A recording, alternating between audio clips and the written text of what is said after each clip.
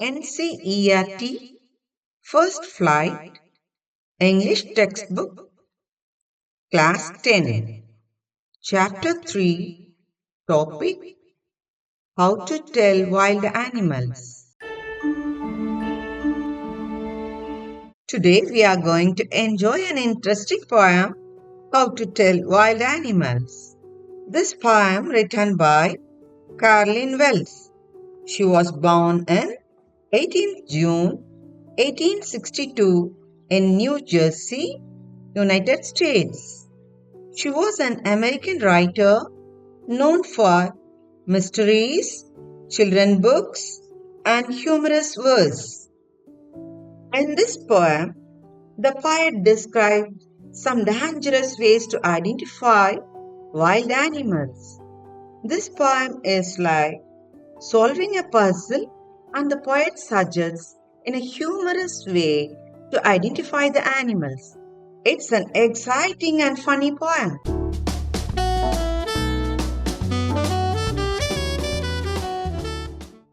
Let me explain the first stanza. If ever you should go by chance to jungles in the east, and if there should to you advance a large and tawny beast, if he roars at you as you are dying, you'll know it's the Asian lion. Here the poet says, if you go by chance to the eastern jungle, and an animal with yellowish brown skin color roars at you,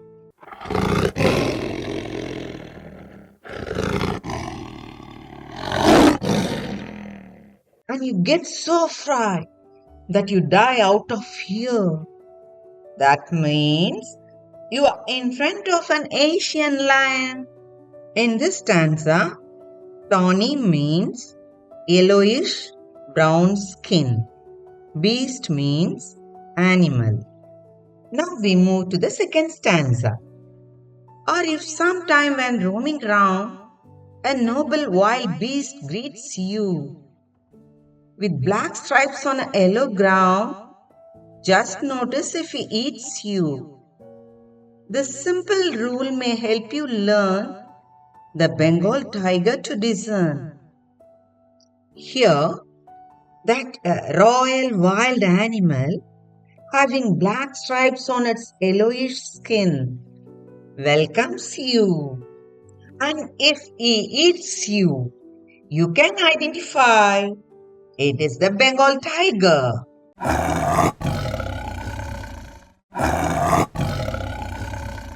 Will anyone be ready to die to identify the Bengal tiger? No, no one will do. See how the poet is humorous here. In this stanza, ground means background. Discern means identify. Now I read the third stanza. If strolling forth a beast you view, whose hide with spots is peppered, as soon as he has leapt on you, you'll know it's the leopard. 'Twill do no good to roar with pain. He'll only leap and leap again. Here the poet says, you are walking casually forward and see an animal covered with spots on its skin. If that animal jumps on you, then only you will know it's a leopard. If you shout with pain, ah, it won't leave you, but jump and jump on you again. So the poet wants to tell us that if we see an animal whose body is covered with dark spots, we can understand this is a leopard. In this stanza, strolling means walking casually. Hide means animal skin. Peppered means covered with spots. Twill means it will. Let us move to the next stanza. If when you are walking round your yard, you meet a creature there who hugs you very, very hard, be sure it's a bear. If you have any doubts, I guess, He'll give you just one more caress. The poet is here says, if you are walking around in your backyard or in the lawn, then you can meet another creature. Creature means an animal there. This animal hugs you very hard, very tight. Then you can understand surely it's a bear. If you are doubtful about the animal, it will give you one more loving hug.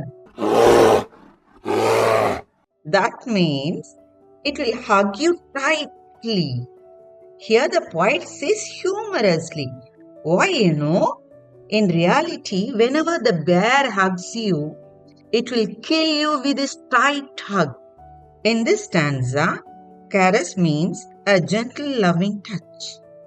Next to the fifth stanza.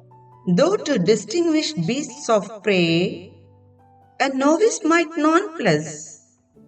The crocodile you always may tell from the hyena thus.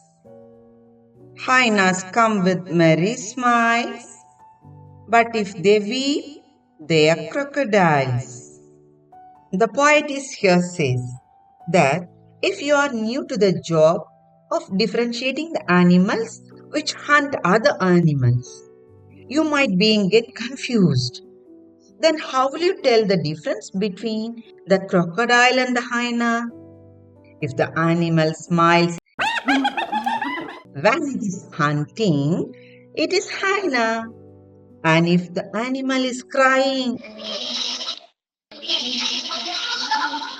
it is called as a crocodile. In this stanza, the poet tells us how to easily distinguish the animals.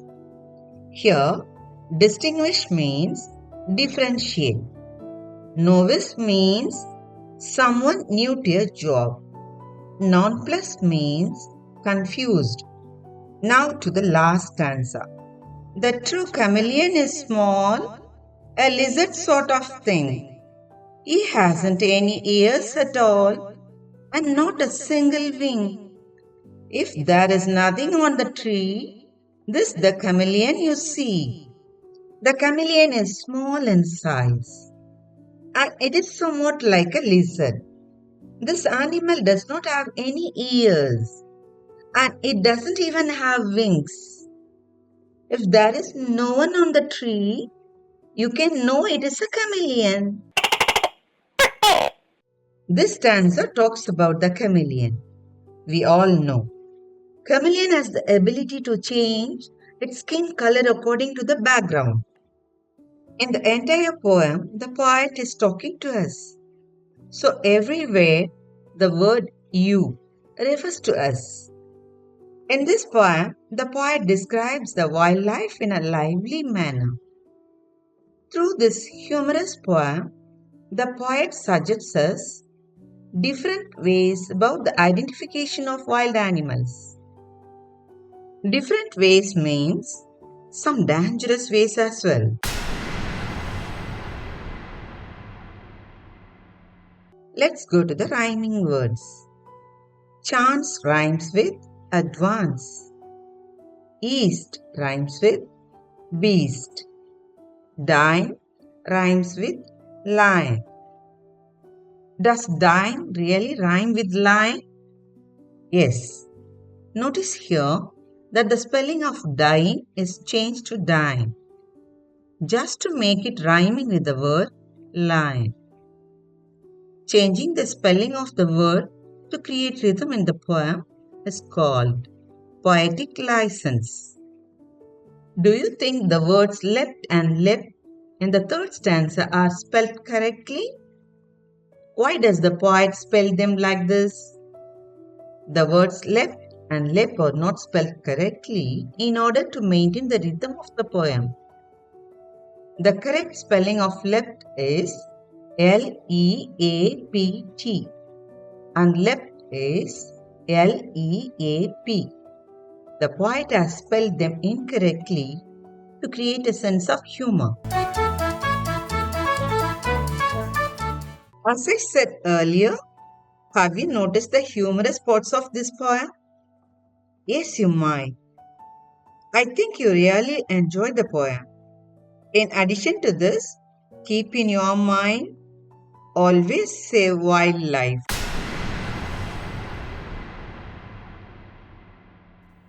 Now it's time for questions. Dear students, shall I ask you some questions? Good. Can you identify the rhyming words? Yeah, you're correct. Chance and advance. East and beast. Dying and line. Why is the spelling of dying changed as dine? Yes, of course. The spelling is changed to rhyme with the word lion. Dine, lion. Good.